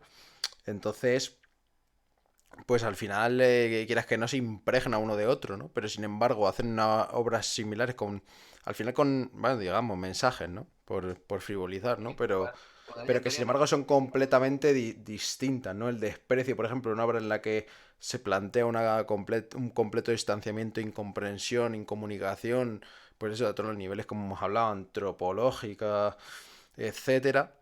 Cómo se diferencia de la obra, es decir, con esos cortes abruptos, sin embargo, la narrativa de Godard no se asemeja nada a la narrativa de Antonioni, es decir, cómo se cuentan dos caras del mismo nihilismo de formas diferentes, de formas abruptas, de rupturas, de un poco quizá de grandilocuencia, pero que es justificada Que por sí. su puro ejercicio cinematográfico. Entonces que se vieran ahí las dos partes y pues eso, dos maestros europeos, macho, dos maestros italiano y francés correspondientemente, que pues que Claro, importantísimo, el, co- importantísimo. el cortabrupto, el golferío esteticista, la grandilocuencia, claro, no tiene nada. El utilizar, por ejemplo, los discursos de voz en off, etcétera, le gusta, y sin embargo es que es un maestro golfo. Pero vamos, yo me decanto por Antonioni, ¿eh? O sea, ya a nivel. Godard entraba muy bien en la No, vanguardia sí. contemporánea. Sí, está claro, sí, está claro. O sea, digo como los últimos rescoldos de vanguardia golfa. Para que me entienda, el modo Okamoto. Como las primeras obras que me he visto de Okamoto, un auténtico maestro cínico. Pero claro, es que en fin. Pues eso, si no voy a decir más, si no hace falta. Sí. Mira, fíjate, comenta Adrián de la Fuente que el otro día se vio al final de la escapada y que nunca había visto una película de Godard. Para mí precisamente es que, bueno, y es que no sé tampoco si dependerá ya del momento en el que me la vi, porque ya hace meses, ya hace 4 o 5 meses que me la vi por primera vez y única. Y la verdad es que a mí me pareció, además de una obra de culto, ¿no? Porque rompe la narrativa, igual que podría ser obras de culto, pues obras de Antonioni como El Eclipse, por ejemplo. El Eclipse podría ser un paradigma, marca un paradigma necesariamente, una obra de culto. Bueno, lo marca antes la aventura, ¿no? Pero al final, pues eso, esa trilogía, pues marca una época, un paradigma, ¿no? Y además un paradigma muy singular solo para paladares completamente exquisitos, ¿no? Y que se ajusten necesariamente a su inteligencia, es que no queda otra. Pero sí, al final de Escapada, además de ser una obra de culto, para mí es una obra maestra y representa, como hemos dicho ahora, Adrián, la otra cara la otra cara del nihilismo en ese sentido, pero de otra forma, representado de una forma completamente opuesta, porque en uno las tramas son infinitas y en otro las tramas son basadas en cortes abruptos, una narrativa a trompicones, mientras que en el otro, en Antonioni, la narrativa nunca se interrumpe, pero sin embargo nunca avanza. Y en la otra avanza a trompicones, más rápido, más despacio, se juega con esa velocidad, con el ritmo. Entonces, pues es la otra cara. Y la verdad es que para mí es un obrón. Es decir, no sé si será obra maestra ya. Obra de culto es seguro. Obra maestra, pues depende, me la tendré que volver a ver, ¿no? Pero yo la conceptualicé la primera vez que la vi como obra maestra. Y Y ya luego que. para otras secciones de gente que conozco, por ejemplo, el Final Fantasy, gente que se escribe bien. Claro, que los grandes abanderados del cine clásico, ¿no? Claro, hay muchos que esa obra la deploran totalmente al final de la escapada y es perfectamente comprensible. Que también en cierto sentido, o en un sentido concreto, es el principio del fin del cine, o sea, del nivel, ¿cómo decirlo? Nivel que alcanza la vanguardia y que supone el firme asentamiento de ese nihilismo contemporáneo que va a acabar desembocando en el nihilismo postmoderno, absolutamente. Tiene el cine pop y en Pulp Fiction, pero que me estoy refiriendo, salvando todas las distancias, pero que a lo que voy es que si bien es cierto que yo enjuicio positivamente la obra Al final de la escapada, por su valor cinematográfico de la historia del cine, para bien, que luego hay historicismos que habrá que criticar, que me viene a la cabeza otro. Es que estoy pensando en varias cosas, pero bueno, da igual. Sin perjuicio de todo eso, también comprendo los que la deploran y los que la tumban precisamente porque es el inicio de la degeneración del cine. Y es que lo comprendo perfectamente también. O Sí, sea, sí, una sí, cosa no sí. quita la otra. Y a mí me sigue gustando, pero es que lo otro, lo que dicen es pertinente también, coño. Bueno, pues nada. No, Nada más. y Es de que puedo hecho, decir. estos poetas, coño, se escriben al final, lo hablan el otro día con el Sekaku, tal, que se escriben al final a las corrientes comunistas, ¿no? Están un poco más postmodernos, ¿no? Para ligar, ¿no? Más de 68, tal, ahí jiji, jaja, ¿no? Pero, Sí. pero sin embargo, pues es rescatable porque sí, se les puede echar la culpa de haber iniciado eso, pero realmente lo inician, realmente ellos tenían en mente iniciar algo así, iniciar el paso hacia la posmodernidad con el respeto que deben proferir al cine, ¿no? Fíjate cómo veneraban maestros, a maestros antiguos, ¿no? Fritz Lang, etcétera, que se ve, fíjate que lo iba a recomendar ahora para Adrián de la Fuente. El desprecio que estábamos hablando de ella, en el que sale Fritz Lang actuando, fíjate, con el respeto que les proferían a esos poetas antiguos, manteniendo la tradición, aunque sea rompiéndola, pero es que uno cuando rompe la tradición la respeta. Entonces, porque la tiene en cuenta, ¿no? Si no, no la tiene ni en cuenta. Entonces, claro, ¿hasta cuándo es intención? Y aunque no es intención, aunque no es intención, ¿hasta qué punto se puede justificar que eso realmente inicie en donde estamos ahora? Es decir, ¿qué tiene que ver al final de la escapada el desprecio con la película taquillera de Fast and Furious, macho? Es que eso de hecho yo diría que es más, incluso heredero precisamente de la industria hollywoodiense, el cine clásico y del más allá del clásico, en el sentido de que se producen muchas obras, por ejemplo, de cine negro, se producen casi en cadena obras de cine negro, que sí que son muy buenas por la época, por la tradición, por la cadencia, por todo, por los poetas que había, pero sin embargo esa forma de producción pues se extrapola al final a toda esta vanguardia, se hace un pastiche que no se debe mezclar unas cosas y otras y al final pues es lo que sale, al final tampoco es eso, tampoco No, que es sí, solo que sí. Godard o eso, pero bueno, que es pertinente lo No, que que se yo me dice. digo, el problema de si se inicia aquí debate o no, es todo lo que se puede decir aquí, no se puede tirar horas. Porque además es un tema que a mí, pues, hombre, me tira años y es que años básicamente porque implica hablar de la modernidad y de la posmodernidad de pavo, porque precisamente es que, claro, hablar de cine, ¿qué es hablar de cine? Es que remitirte a todas las condiciones históricas, filosóficas, literarias necesariamente. No irte por las ramas, es que está preñada, está preñado de realidad el cine en este sentido, usando una Sinedo que no, así muy estupenda que me marca ahora mismo. ¿Sabes lo que te digo? Entonces, claro, la cuestión, el problema es el argumento historicista, ¿no? Y luego el contrafactual, etcétera, etcétera. Porque, vamos a ver, por ejemplo, valorar que El silencio de los corderos es una buena película, una película interesante, que inicia una nueva forma de hacer thrillers, para mí no es un argumento convincente, es un argumento pésimo porque está confundiendo análisis poético con análisis histórico.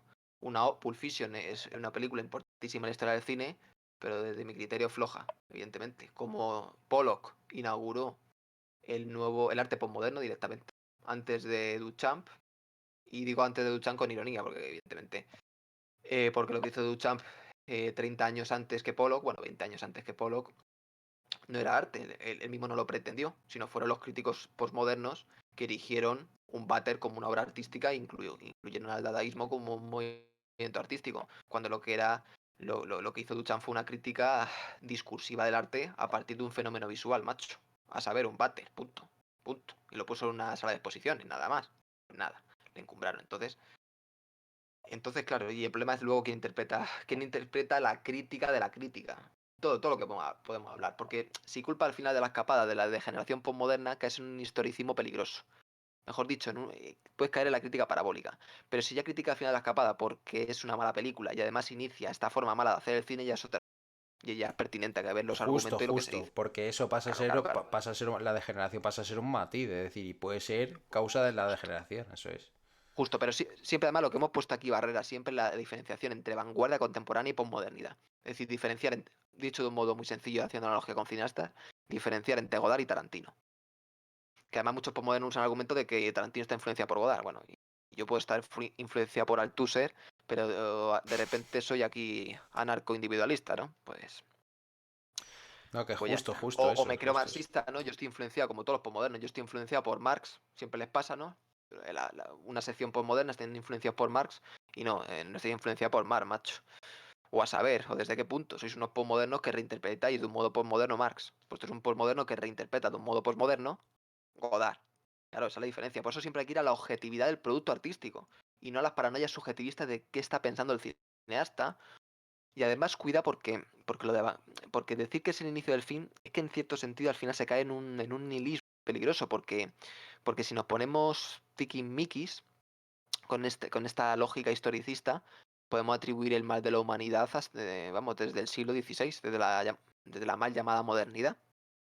Entonces, claro, se cae en un fatalismo en virtud del cual, un fatalismo nihilista o un pesimismo metafísico, mejor dicho, pesimismo metafísico, no fatalismo, pesimismo metafísico, en virtud del cual todo lo que se hace a partir del siglo XVI es degenerado porque inicia la degeneración. Pues no, evidentemente, eso es metafísica. Claro, y eso es lo que ponemos barrera. Y además, es que además el cine de Godard en sí es necesario históricamente, por el propio decurso de las sociedades contemporáneas. No surge de repente por un creador innato, ¿no? Esta metafísica del creador, en virtud del cual es libre y hace lo que le da la gana. Y yo soy libre, pues eso, cual Dios, ¿no? Es que precisamente toda la metafísica del creador, lo hemos hablado muchas veces, pero a lo mejor en la última filmoteca no tanto. Toda esta metafísica que envuelve al creador, al artista, como secularización del sacerdote, o de Dios incluso, en virtud del cual pues él crea la materia de la nada, su libertad es absoluta, o sea, está dada por Dios precisamente, o por él mismo, ¿no? Como el barón de Munchausen, y hace lo que le da la gana precisamente y lucha por la libertad, que esa es otra metafísica que ya hablaremos en el cine, ¿no? O sea, que los artistas luchan por la libertad. Bueno, no sé quiénes son los artistas y no sé qué es la libertad. O sea, toda esta metafísica pues ha hecho muchísimo daño y de aquellos polvos estos lodos, claro. Justo, justo. Y que además iba a comentar, ¿qué iba a comentar acerca de lo que has dicho? Se me ha ido un poquillo ahora la flapa. Bueno, sí, que precisamente que no se hayan hecho precisamente obras buenas desde cierto año, se haya modernizado la industria, no quiere decir que no haya alguna obra salvable de los 2000, ¿no? Incluso que no se puedan hacer obras maestras hoy en Justo, día. justo. Es que no, Claro. no excluye nada. Entonces es eso. Y bueno, vamos a responder un poco preguntas que nos ha hecho un par de preguntas. Agudo. A ver, el Cortina está por ahí, que no sé qué, no dice nada. Igual estamos monopolizando, pero no dice nada. Está despectado. Está por ahí perdido. Que no, hombre, que no. Si es que hoy estoy muy poco católico. Bueno, pues vamos a contestar Bueno, unas preguntillas sin querer. Si queréis lo podemos ir pero esto es dejando si queréis. informal, Cortina, hoy. Esto es más Justo. liviano hoy. Justo, como llevamos una hora y media que tampoco queríamos hacer mucho, podemos contestar ahí unas Ah, bueno. preguntillas y lo dejamos, lo que queráis. ¿Sí? Venga, pues vamos a contestar un par de preguntas que nos han hecho aquí. A ver, a ver, Sekaku dice, ¿cuál es la última peli que habéis visto en un cine que no sea reestreno? Me imagino que se referirá a un cine como industria, los que están ahora por los barrios y todo, ¿no? Coño. Ah, va, Eso, tú lo das tú. eso Respuesta interpreto. clara, macho. Eso interpreto, pues es que yo no me acuerdo, tío. Yo hace mucho que Coño, no voy. ¿no fue Tenet? No, no fue Yo creo que Tenet. también, macho. No fue Tenet. Yo la última vez fue tele. Fui a una el año pasado, pero por diciembre o así yo creo que fue, que era la de, no sé, era de Gaul, o sea, o de Gaulle, o el man este, sí, el tío de la Coño. Guerra Mundial, tal, no sé qué, era el personaje histórico, el comandante o el teniente francés, etcétera, pero era una mierda absoluta, fíjate que no sé ni Pero producir que el es, nombre, macho. ni pronunciar el nombre, macho. Escucha. justo. De Gaulle o de Gaulle será. Sí, el Pero vamos, cine que ya no. Que se será va sobre echar de gol, claro. Se llamará No, de gol. sí, sí, pero que no, no, sí, el filme se llamaba De Gol, pero era una patocha absoluta, de las peores basuras que he visto yo en mi putísima vida y me quedo tan a gusto, macho. Uy. Una basura completa. Es que Pero no que dice nada. Y es que además intenta, a mí lo que más me jode a mí, es que intenta emular toda la poética, intenta emular todo y intenta ser un poeta impostado. Es una mierda, coño. Es una para cagarse encima, macho. Y pues es eso, yo no sé qué película habréis visto vosotros. Dice Sekaku que al cine hay que ir más a menudo. Pero ¿y qué mierdas ponen al cine, Sekaku? ¿A mí qué me cuentas? Esa es la respuesta también. Es decir, para estar no, embotado y en de el hecho cine y yo de me hecho veo yo, en mi casa. y fíjate que he dicho lo del contrapunto en ese sentido, porque el otro día me puse a ver ahí una película que echaban tal de posmoderna para buscar el contrapunto. Y digo, joder, pero si es que si fuera una obra maestra, eso lo tengo que reconocer. Pero es que no lo es. No me voy a inventar algo que no he visto. Yo hablo en plata, y si una obra que se las promete antigua me parece regulera, lo digo. Y si Vivir me parece más mediocre que Sí. tal, aunque esté conceptualizada como una obra maestra, lo digo. Y lo digo. No, pero es para mostrar O eso, la, ¿no? o la del Menéndez, macho. La que dije de. ¿Cómo se llamaba, tío? La del ladrón de El pequeño cadáveres. frappé. Del Ah. 59, ¿no? ¿Qué Pepe Uf, Frappé qué qué obro. dice? Ese de Saura, del Fernando Méndez, macho. Claro, viendo lo que hay ahora, pero si estuviera el año 50, mala, un pastiche malísimo. Claro, está bien hecha, pero evidentemente las significaciones que introduce en esa película, mezclando la lucha libre, en fin, los hombres lobo, por así decirlo. En fin, al final acaba en el kitsch. Una pena porque la premisa pinta bien, pero la síntesis es pésima. Y ahí es cuando se hunde totalmente una película. Pero cuando se hunde. Lo bueno que maneja en cierto modo la composición y las elisis, macho. Pero es que las partes no hacen el todo. La arquitectura, precisamente, lo que hemos hablado de la consistencia arquitectónica. Y eso se cae. Luego otra película floja, macho. Me acuerdo de Woody Allen, la de Todo lo que quiso usted saber sobre el sexo y nunca se atreve a preguntar, del 72, que es muy famosa. Bueno, una comedia mediocre y da gracias. Aburrido. Una cantidad de episodios que, hombre, pueden tener su gracia, pero como me hace gracia un chiste. Deslavazada, descompuesta. A un rato, macho. En fin, se nota que los 70 es el principio del fin, totalmente ya, ¿eh? Y bueno, y porque no la habéis visto, también muy famosa, ¿no? Es que estamos hablando de obras de antaño malas, pues la de Rocky Horror Picture Show, un musical muy famoso de los 70, bueno, una auténtica basura de la peor calaña. Si ya el musical como género genuino es el género por antonomasia más degenerado, supone el decurso de la degeneración y el inicio del videoclip, pues está, bueno, hace un pastiche rock de la peor calaña. Es una obra posmoderna ya, lo que considerar Agudo, perfectamente. tú la última película que has ido a ver al cine, no al cine de Orey, sino al cine industrial, ¿cuál ha sido, macho? Ya Bueno, el por cine de ahora, curiosidad. las salas de cine, que se las han cargado porque ahora, Sí, como las... justo. Bueno, en Madrid siguen quedando algunas antiguas que proyectan películas nuevas, ¿eh? Yo me vi La Gran Belleza en el 2014 en una sala como Dios manda, macho. O sea, La Gran Belleza en su momento sí me gustó. Una buena crítica a la posmodernidad, aunque se abraza a ella. Pero coño, se nota que es italiana, que hay cierta razón histórica, macho. Porque los estadounidenses no hacen lado con un ¿De quién canuto es? desde ¿De quién hace es? varias décadas, ¿eh? Del Pablo Del Sorrentino. Muy Sorrentino, sí, efectista, muy sí, sí. grandilocuente, pero con su pertinencia, macho. Y su. Una de cal y una de arena, pero muy Fíjate, sucinta. Tendré que a lo mejor verla de nuevo, macho. yo de Sorrentino me acuerdo y yo lo único que he visto fue una serie que sacó de El joven papa se llamaba. Una serie, ¿no? Ah, En no el sé cuál es. formato Esto sé cuál serie, es. pues supongo que con cámaras de televisión será. Y fíjate que es que sí que es verdad que es grandilocuente y efectista, pero hay algo hay algo. Es Hay algo, decir, sí. No, es no, mala, sí, pero hay totalmente. algo. Entonces, bueno, Sí, pues yo que cierto sé, talento. eso ya es que a este punto ya o sea, llegados a este punto ya se agradece eso, macho, ya incluso. Sí. Pero eso sí, todo lo que estamos diciendo, claro, lo de asistir al cine los que pretenden que hay que estar siempre a la actualidad, hombre. Claro, la gran crítica que hay que hacer es decir, con todas las obras maestras que se han hecho y que uno precisamente es producto de la historia y de toda su tradición, uno tiene que conocer antes la tradición para poder proyectar el futuro. Precisamente las sociedades postmodernas pues están destruidas. Son las que Justo, niegan su justo. pasado, las que se Muy agudo autodestruyen ese comentario. a sí mismas. Son las que precisamente Las que comen, están todo el día en la actualidad, claro. no, pues claro, pero actualidad Proyectando a saber qué futuro. despreciando un pasado que ni conocen. Es decir, Sí. claro, en esa ruptura o destrucción de la razón histórica está el suicidio de Occidente.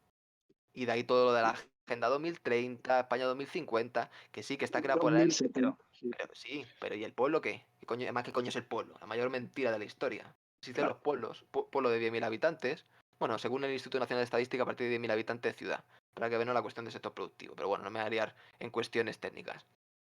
Existen los pueblos, concretos, ideográficos, pero como ideas, es metafísica para lo que voy. Que esto es mucha disidencia que también cae en este error, aunque luego ejercita, porque tiene inteligencia y ejercita teorías con mucha pertinencia. Y el error principal es no darse cuenta que sí, que tú, tal cosa, tal programa está concebida por las élites, que hay una degeneración ideológica, antropológica, pero que todo esto no sale ex nihilo, sale de una sociedad que ha degenerado y de las constantes que siempre se hallan en la condición humana, de degeneración, porque despotismo y degeneración ha habido siempre. La cuestión es el grado de degeneración y la pérdida más que la ganancia, el grado de pérdida y el grado de ganancia, ¿no?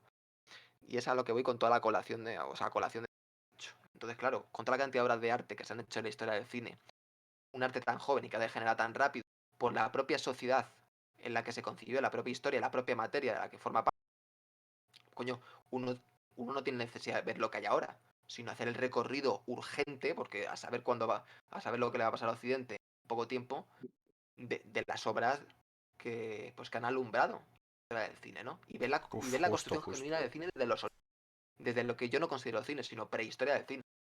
Es decir, aquellas filmaciones en donde pues la cámara está fija, la película es equivalente a un plano básicamente y la cámara no sale del proscenio, no hay avance, no hay dialéctica de cuadros ni avanza de la posición la cámara, porque parece que está grabando un escenario. El momento que se rompe eso es cuando se inicia el cine. Ese es el cine antiguo. Y el cine clásico puede considerarse a partir de Griffith, que es cuando introduce, ¿no?, toda la narrativa, todo lo como habla de la nación. Entonces, claro, uno tiene la necesidad de conocer todo eso. O sea, ¿cómo uno puede pretender ver cine? Es el problema de las sociedades contemporáneas. Claro, alguien que estudia pintura, a una persona que estudia pintura o arquitectura no se le ocurriría, bueno, hoy día ya no lo sé, pero hace 30 años, macho, no se le ocurriría pasar de lo que se hacía en Grecia y Roma, en el Renacimiento, en el Barroco, y solo centrarse en, pues, pongamos en España, aunque sea grande arquitecto, en lo que hace de la Sota, o los hermanos Otamendi, el Carvajal, etcétera. Sino que siente vamos, la necesidad imperiosa, histórica, poética y en todos los sentidos intelectual de hacer un recorrido histórico. Pero no por fetichismo histórico, Sí. sino porque es que el futuro es producto del pasado necesariamente. Y cómo se ha construido, cómo ha ido el decurso. Es que, vamos, es que es todo. Es que es todo. Es que, Justo. Es que es de cajón, macho. es que es la destrucción completa de nuestra El persona. cerebro reptiliano, macho. Todo el Claro, día ahí en la actualidad. es que la destrucción completa de nuestra persona. No del individuo Sí, biológico corpóreo, sino de justo, nuestra justo. persona. Porque, ¿qué es la persona? Es el ego institucional. Y es producto de una evolución histórica. Perdón, evolución de un decurso histórico. En unas naciones concretas, en lucha con otros imperios, con otros estados, con unos progresos técnicos y científicos, con cuestiones sociales, morales, éticas.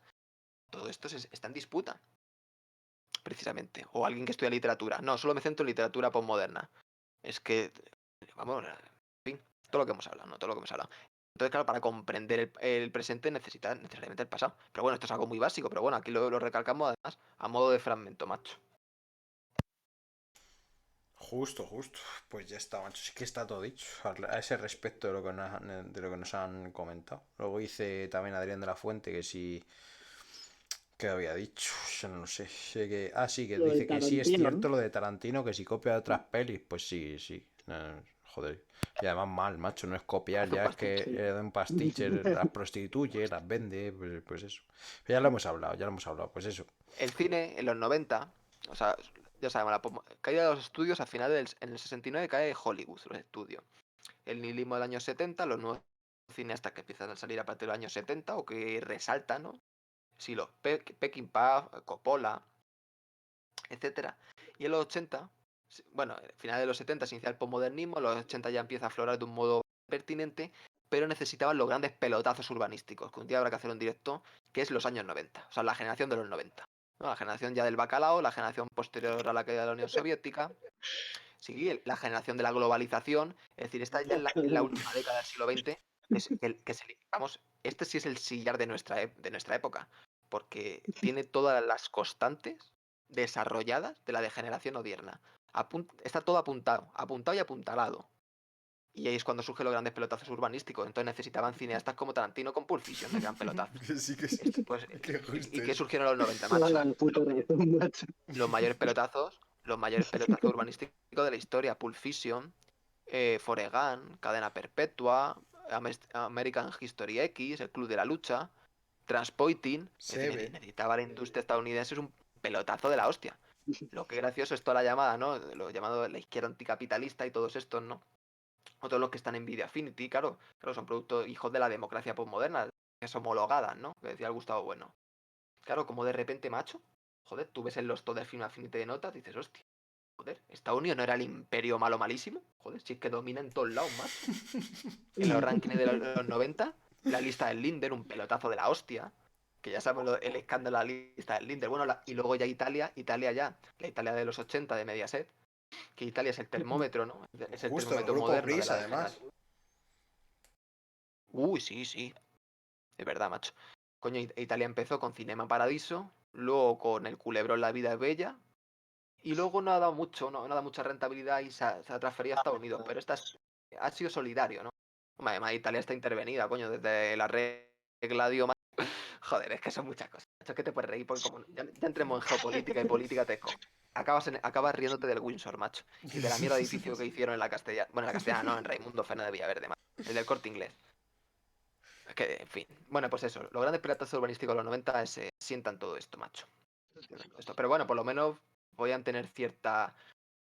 Joder, pero es que comparado con lo de ahora, claro, eso está clarísimo, macho. Son obras maestras comparadas. Ah, bueno, se me ha olvidado Seven, El silencio de los corderos. Que esas no las considero malas. Interesantes, pero ya está, coño, ya está. Macho. Lo que te digo. Claro, Flojas. comparado con lo que hacen ahora, lo ves lo mismo. Cuando se hace una crítica poética es en función de la comparación con otro tiempo histórico. Claro, es que no es fácil la comparación artística. Porque claro, cuando surge imagínate a alguien del siglo XVII, introducirle los historicismos decimonónicos.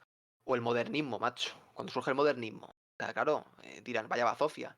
Claro, hay que ver hasta qué punto, ¿no? El punto de ruptura, de las constantes, ¿cómo decirlo? La No, coherencia, la y luego solidez. también lo que surge de cada Difícil. cosa. Lo que surge del modernismo arquitectónico, todas las obras. Es que es todo lo que surge a partir de una cosa. El arte, cómo se Justo. desarrolla la Cómo vida, mueve etc. a las personas. O sea, lo importante, digo, es la capacidad de proyectar una doctrina general que atraviese toda la historia y más allá de la historia. Porque las ideas rebasan la historia. Y eso es lo difícil. Es decir, ser capaz de ver la proyección, no de evolución meramente histórica o poética, sino tener la capacidad del juicio poético y de justificar la potencia del modernismo, incluso a la vez criticándolo, ¿no? O sea, es decir, tener esa capacidad Justo. poliédrica y de contraposición en la hostia. O sea, y esto aplicado al cine es evidente, lo que hemos hablado. Claro, comparado con lo que se hace ahora, pues bueno, puede ser incluso hasta pasable. Claro, porque si seguimos cavando más bajo, pero en sentido peyorativo, pues claro, lo que está a 2 palmos de nuestras cabezas, pues nos parece algo mejor, ¿no? Claro, no, la nueva normalidad es una puta mierda, la vieja normalidad también lo era. Pero hombre, comparado entre una y otra, me quedo con la segunda, no con la de ahora, ¿no? Justo. Es igual, es decir, es que es así de trágico. Eso es la condición humana, macho. Claro, Justo, además, macho. el juicio no es ex nihilo. O no hay una causa sui, es decir, no puedo enjuiciar una época como si estuviese enclavada en un tiempo metafísico y aislada de los demás. Es producto de un tiempo que a la vez va a ser el germen de otro. Entonces, claro, la capacidad de atravesar toda esa historia y ver todos los claroscuros, pues eso, pero vamos, total. Que una sociedad postmoderna de democracias homologadas, macho, que nos vende no el futuro, la Agenda 2050, no, bueno, España 2050, ¿no? No tendrán nada, pero serás feliz. Porque era una sociedad, ¿cuál mundo feliz de Harley que arte va a dar? Ninguno, he dicho. Justo, macho. Pues yo ya iría terminando, ¿no? Porque ya hemos contestado todo. A ver si quiere hablar un poco el Cortina, que no ha dicho nada, macho. Lo que tenga que matizar y vamos cerrando, porque es que Yo ya. no tengo nada que y después de la 1, Que sí, que sí, que sí. Qué maestros, qué maestros. que Otro día alguien más, dio que macho. miento, macho. Que alguien diga que miento, pues eso. Eso que al final hoy es un día con tintes todo fatalistas, pero es que así, macho. Que tampoco vamos a estar aquí como otros que ya hemos Iba a ser criticado 12 sano, horas de directo. Yo estoy 1 hora y media y si se ha dado bien, pues bien. Y si a nadie le importa, pues a mí tampoco me importa, la verdad. Oh, O todo el día de conferencia de Althusser, macho. Justo. Yo creo que vamos a dejar. Y además incluso nos hemos prolongado, porque hemos dicho, al final nos hemos ido a 1 hora 45, casi hacemos 2 horas. Estamos ya en las 2 horas. Casi. Bueno, pues si queréis lo vamos cortando por aquí. ¿Alguien tiene Bueno, os dejo la última intervención y lo vamos cortando, macho. Que hay que cenar y de todo, macho. Que nada, Eh, todo eso. Pues Cortina, macho. Muchas gracias a Adrián de la Fuente y Sekaku. Y si hay otro por ahí que nos hable también. Y hoy no está muy católico, pero siempre es un placer estar aquí hablando con vosotros y todas las cosas que se dicen y todo. Agudo, macho. Nada, de nuevo un placer por esta velada.